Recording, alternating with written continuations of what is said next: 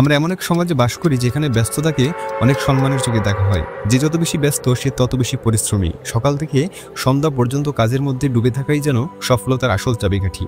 কিন্তু যদি বলি কখনো কখনো অলস হয় ভালো, যদি বলি মাঝে মাঝে কিছু না করে যাচ্ছ শুধু অলসতাকে কাজে লাগিয়ে অনেক বড় কিছু অর্জন করা যায়, তাহলে হ্যাঁ, তুমি ঠিকই শুনেছ। কিন্তু তার আগে একটা জিনিস পরিষ্কার করে নেওয়া খুবই জরুরি। অলসতা মানে কি শুধু বিছানায় গড়াগড়ি খাওয়া? গ্রিক দার্শনিক অ্যারিস্টটল বিশ্বাস করতেন যে বিশ্রাম এবং ছুটি কাটানো আমাদের সৃজনশীল চিন্তাভাবনার জন্য অপরিহার্য। জার্মান দার্শনিক ফ্রিডরিখ নিৎসে বলেছিলেন, অলসতা মাঝে মাঝে প্রয়োজন, কারণ এটি নতুন কিছু ভাবতে শেখায়। অনেক বিখ্যাত লেখক, চিত্রশিল্পী এবং বিজ্ঞানী অলসতার মধ্যে দিয়ে তাদের সেরা চিন্তাগুলো খুঁজে পেয়েছিলেন। আইনস্টাইনের আপেক্ষিক তত্ত্ব নাকি তখন এসেছিল যখন তিনি অলসতার সাথে আকাশের দিকে তাকিয়ে কিছু একটা ভাবতেছিলেন। নিউটন মাধ্যাকর্ষণ শক্তির আবিষ্কার করেছিলেন আপেল গাছের নিচে হেলান দিয়ে বসে থাকা অবস্থায়। আবার লেখিকা জেকে রাউলিং হ্যারি পটারের গল্পটি কল্পনা করেছিলেন ট্রেনে জানলার পাশে বসে বাইরের দিকে তাকিয়ে থাকা অবস্থায়। তবে আবার এটা ভেবো না যে অলসতার মাধ্যমে তুমি লাইফে সাকসেসফুল হবে, বরং আমি তোমাকে এটা বোঝাতে যাচ্ছি যে বিশ্রামে থাকাকালীন তোমার মাথায় এমন কিছু চিন্তাভাবনাও ধারণার জন্ম নেবে যেগুলোর মাধ্যমে তুমি তোমার সফলতার পথ খুঁজে পাবে। প্রতিদিনই আমরা কত কিছু করার স্বপ্ন দেখি, বড় ব্যবসা শুরু করব, নতুন কিছু শিখবো, জীবন পাল্টে ফেলবো, আরও কত কি। কিন্তু তারপর যদি কাউকে জিজ্ঞেস করা হয় তাহলে 99% মানুষ বলবে আমি অনেক বড় কিছু করতে চাই, আমি এটা করব, আমি ওটা করব। এগুলো বলেই তারা দিনের পর দিন পার করে দেয়। আর এটাই হলো বাস্তবতা। আমরা সবাই চাই বড় কিছু করতে, কিন্তু আমাদের মাথায় যথাযথ পরিকল্পনাই আসে না। আর এই সমস্যার মূল কারণ কি?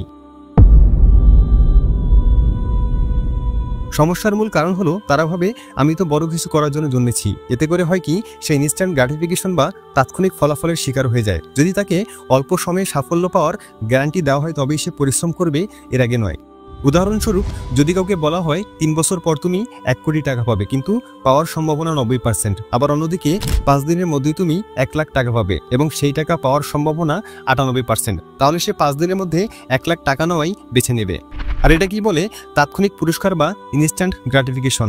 যদি তুমি বিশাল বড় বড় স্বপ্ন দেখো কিন্তু বিপরীতে পরিশ্রম করতে না চাও, তাহলে আমি বলবো তোমার খুব বেশি পরিশ্রমের দরকার নেই, কারণ পরিশ্রম সবাই করে, তোমাকে আলাদা কিছু করতে হবে। শুধু পরিশ্রমের মাধ্যমে যদি সফল হওয়া যেত তাহলে পৃথিবীর কোনো রিক্সাওয়ালাই গরিব থাকতো না। তারাও তাদের রিক্সা চালানো বন্ধ করে দিয়ে রাজার হালে উড়োজাহাজে করে ঘুরে বেড়াতো। আমরা প্রায়ই শুনি পরিশ্রমের কোনো বিকল্প নেই, কিন্তু বাস্তবতা বলছে কেবল কঠোর পরিশ্রম করলেই সফল হওয়া সম্ভব নয়। সঠিক পরিকল্পনা স্মার্ট ওয়ার্কই মানুষকে সাফল্যের পথে এগিয়ে নেয়। উদাহরণ হিসেবে ধরা যাক 2 জন শিক্ষার্থীর কথা। তারা হলো মাহির ও সাদিয়া। মাহির পরীক্ষার আগে টেক্সট বুকের প্রতিটি লাইন মুখস্থ করতে ব্যস্ত। অন্যদিকে সাদিয়া গুরুত্বপূর্ণ অধ্যায়গুলো চিহ্নিত করে সেগুলোর নোট বানিয়ে এবং চার্ট ব্যবহার করে সহজ উপায়ে পড়াশোনা করে। শেষ পর্যন্ত পরীক্ষার রেজাল্টে দেখা গেল মাহিরের তুলনায় সাদিয়াই ভালো ফলাফল করেছে, কারণ সে কেবল পরিশ্রম নয় বরং স্মার্ট ওয়ার্ক করেছে। একবার স্টিভ জবসের জীবনের দিকে তাকাও। তিনি হলেন বিশ্ববিখ্যাত কোম্পানি অ্যাপেলের প্রতিষ্ঠাতা, কিন্তু তিনি কি সারাদিন কম্পিউটারের সামনে বসে কোড লিখতেন? না, বরং তিনি সঠিক ট্যালেন্টেড ব্যক্তিগুলোকে খুঁজে এনে তাদের দক্ষতাকে কাজে লাগিয়ে বিশ্বকে অবাক করে দিয়েছেন। আগে কৃষকরা শস্য ফলানোর জন্য কেবল কঠোর পরিশ্রম করত, কিন্তু বর্তমানে তারা আধুনিক প্রযুক্তি যেমন ড্রোন, অটোসেট সিস্টেম এবং স্মার্ট ফার্মিং টেকনোলজি ব্যবহার করে কম সময়ে বেশি ফসল উৎপাদন করতে পারছেন। আর এটাই হলো স্মার্ট ওয়ার্ক। স্কেটবোর্ডার রনি মুলেন প্রতি সপ্তাহে তার গ্যারেজে একদিন নতুন কৌশল শেখার চেষ্টা করতেন। লোকেরা বলতো স্কেটবোর্ডিং আর নতুন কিছু শেখার নেই, কিন্তু সে থেমে না থেকে ফিজিক্স শিখল। এরপর ব্যালেন্স ও কোণের ধারণা বুঝল এবং কিক ফ্লিপ নামক নতুন স্কেটবোর্ডিং স্ট্যান্ড আবিষ্কার করে ফেলল। আমরা যদি একটু ধৈর্য ধরে শিখি এবং প্রতিদিন নিজেকে কিছুটা সময় দিই তাহলে আমাদের দ্বারা সবই সম্ভব। Yes, we can do anything. তাই প্রতি সপ্তাহে নিজের ক্রিয়েটিভিটির পিছনে 20% সময় দাও। দিনের হিসেবে যা প্রায় 18 মিনিট। হ্যাঁ, শুধুমাত্র 18 মিনিট। এই 18 মিনিট যদি তুমি নতুন কিছু শেখার বা করার জন্য ব্যয় করো তাহলে তুমি বাকি 98% মানুষের চেয়ে এগিয়ে থাকবে। এই ধারণাটি জনপ্রিয় হয়েছে গুগল থেকে, যেখানে কর্মীদের প্রতি সপ্তাহে 20% সময় তাদের পছন্দের নতুন প্রজেক্টের কাজে ব্যয় করতে বলা হয়। গুগল তাদের কর্মীদের বলে, সময় বের করো, নিজের নতুন কিছু তৈরি করো। আজ আমরা প্রায় প্রতিদিনই জিমেল ব্যবহার করি, কিন্তু জানলে অবাক হবে এই বিপ্লবী ইমেল সার্ভিস তৈরি হয়েছিল গুগলের বিখ্যাত 20% টাইম নীতির কারণে। গুগলের কর্মীরা তাদের কাজের 80% সময় নির্দিষ্ট মূল কাজের জন্য রাখে, কিন্তু 20% সময় তারা নতুন আইডিয়া নিয়ে কাজ করার জন্য ব্যবহার করে। এই পলিসির লক্ষ্য হলো কর্মীদের স্বাধীনতা দেওয়া, যাতে তারা নিজেদের সৃজনশীলতাকে কাজে লাগিয়ে উদ্ভাবনী কিছু করতে পারে। গুগলের অনেক সফল পণ্য Gmail, Google maps, Google news, AdSense এই 20% টাইম ম্যানেজমেন্টের ফলাফল। গুগলে কর্মরত একজন সফটওয়্যার ইঞ্জিনিয়ার পল বুকহাইট তখনকার প্রচলিত ইমেল সার্ভিসগুলোর সীমাবদ্ধতা দেখে তিনি নতুন কিছু বানানোর চিন্তাভাবনা করেছিলেন। তিনি 20% টাইম ব্যবহার করে একটি ওয়েব বেসড ইমেল সার্ভিস বানানোর কাজ শুরু করেন। তার মূল লক্ষ্য ছিল প্রচুর storage, super fast search feature, যেন মুহূর্তে পুরনো ইমেল খুঁজে পাওয়া যায় এবং আর্কাইভিং সিস্টেম যাতে ইমেল সংরক্ষণ করা যায়।